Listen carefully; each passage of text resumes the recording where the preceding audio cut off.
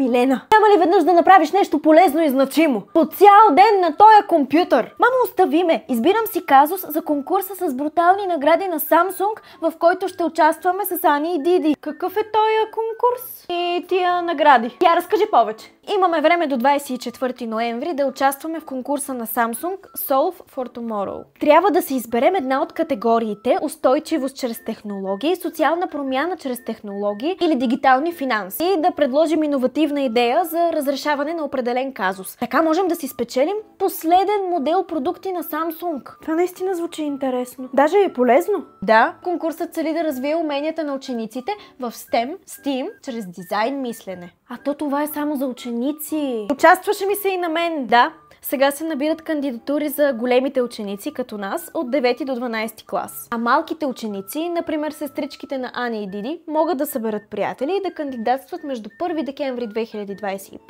и 23 февруари 2026 година. В другите две възрастови групи, между 2 и 4 клас и 5 и 8 клас. Еха, помислили са за всички. Ама щом крайният срок за теб, приятелките ти, е 24 ноември, дай да седнем с теб да измислим решение, което да е в полза на обществото. Че ти пак в последния момент се сещаш. Цялата ти работа е такава. Няма ли веднъж да се сетиш на време?